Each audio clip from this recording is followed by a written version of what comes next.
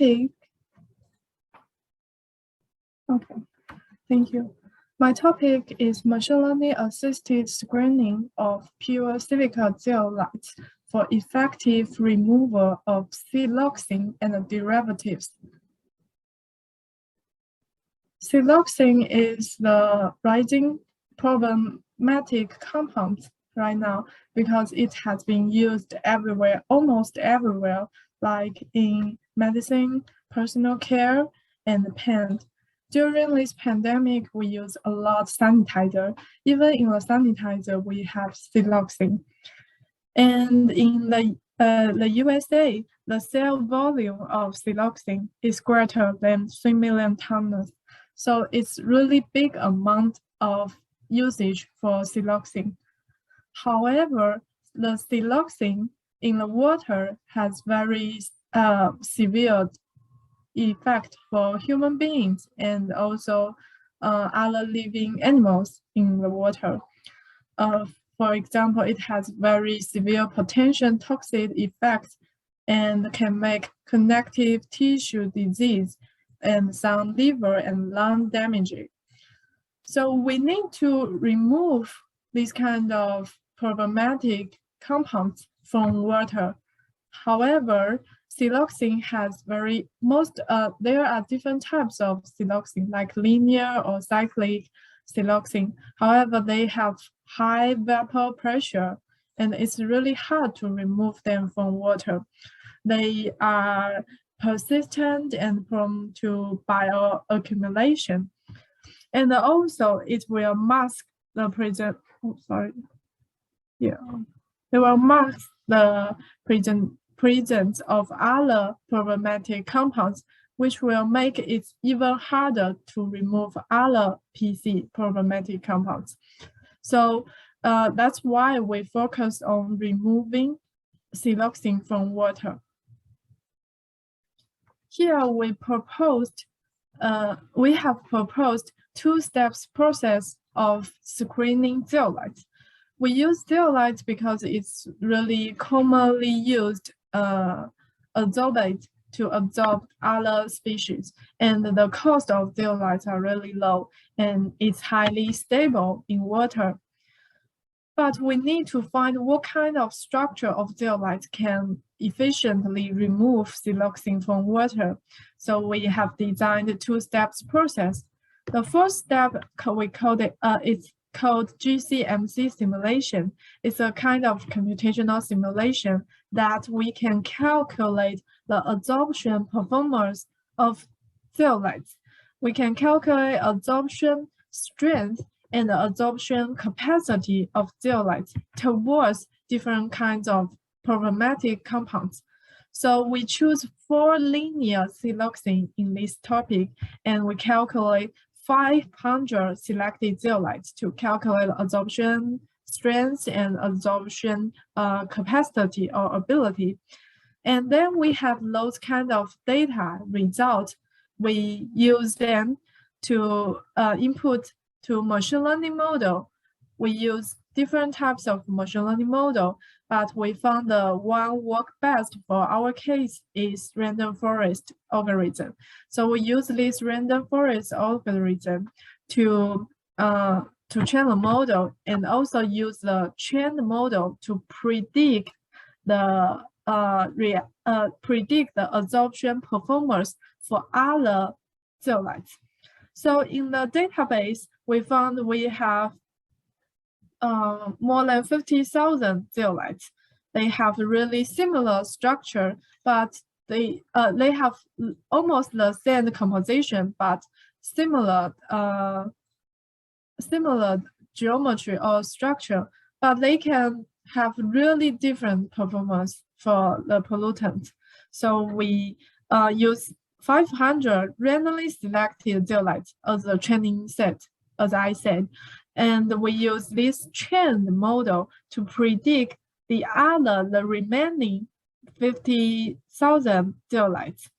So we use the feature from these 50,000 zeolites to input into the trained model and do the predicting and find out the performance for all these 50,000 zeolites.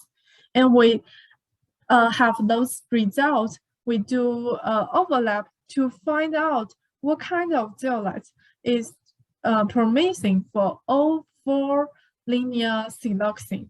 So we found there is an overlap of 230 promising zeolites.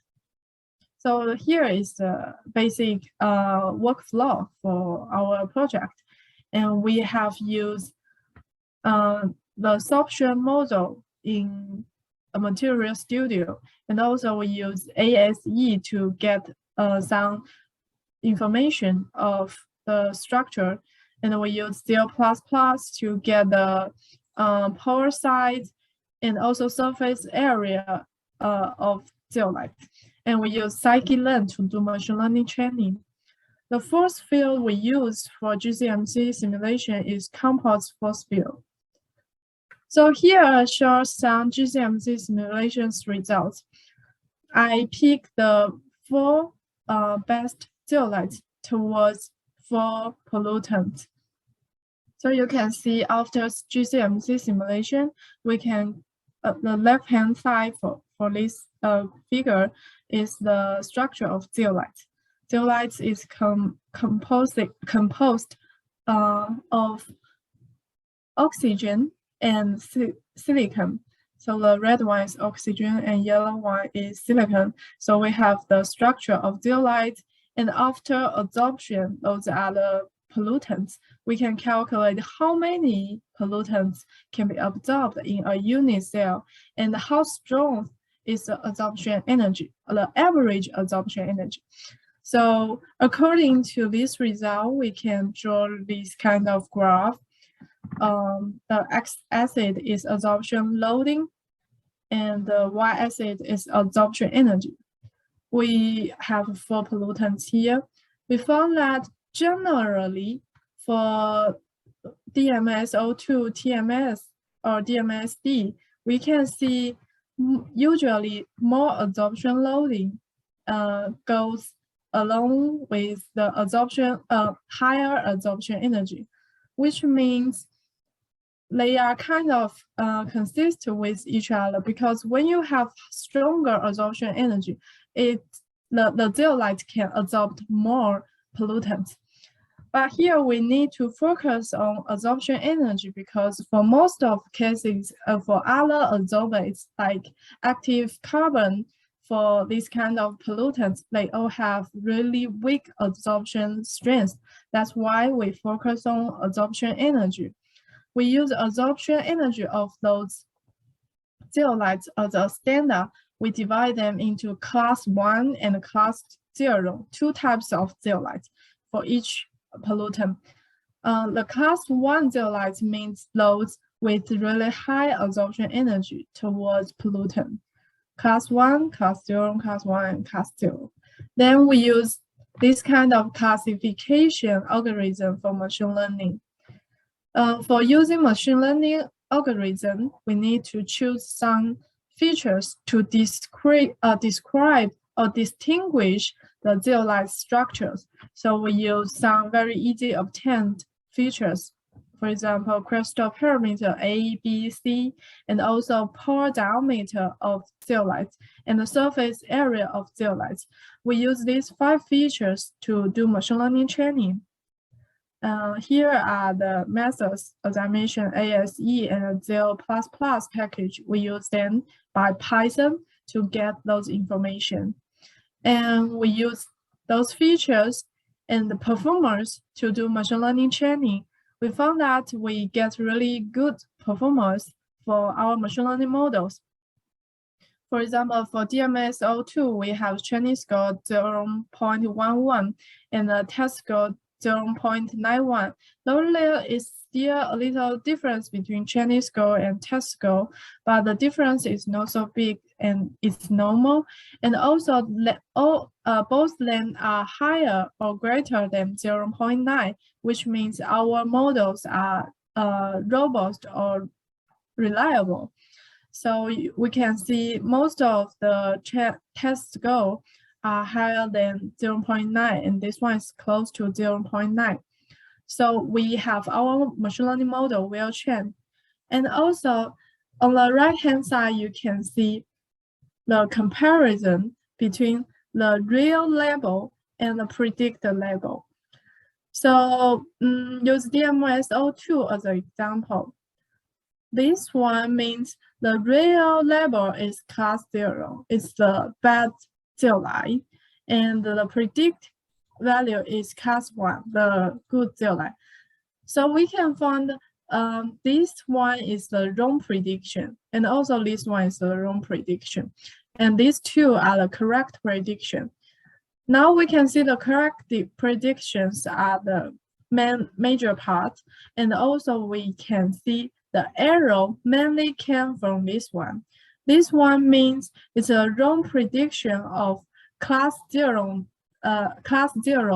zeolite to class 1 zeolite, which means the error of machine learning models mainly came from the wrong prediction of class 0. That means we will not lose potential to find more class 1 zeolite. We also can analyze the future importance of the machine learning models. We can see for different pollutants, the most important feature is different. So for this one, the most important feature is the surface area. And for this one is the crystal parameter A. So different size or different structures of the pollutants, we should focus on different feature. As I mentioned, we have overlapped for our predicted machine learning results. We find out 230 zeolites, they are really promising. They can work best for all 4 types of pollutants. And we use these 230 zeolites to randomly select 2 sets of data, another 40 zeolites from these 230 zeolites, and we do GCMC simulation again to verify our results. And we found that our the absorption energy and the absorption loading of those cases are really close to the highest standard of our results. So it means that those results are really reliable. So the conclusion for this project is that we calculate the absorption performance of 500 zeolites towards 4 siloxane and the derivatives. And then we choose only 5 basic structural features. Though we can choose more features for better machine learning results, but the more basic and more easily obtainable features are more welcome, because when you have really complex feature set, if you want to do machine learning training, you need to collect a lot of data for those features. But we only use 5 basic structural features. We can have really good prediction performance. It's really nice for machine learning predicting or screening. Another thing is that because we use random forest algorithm, we can do feature important analysis for 4 models. And then we choose 234 class 1 zeolites for more than 50,000 zeolites, which is a really small ratio. And we have highly accelerated the screening process for zeolites. Here is the related publication.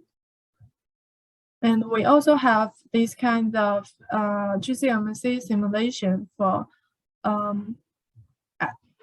zeolite template carbon.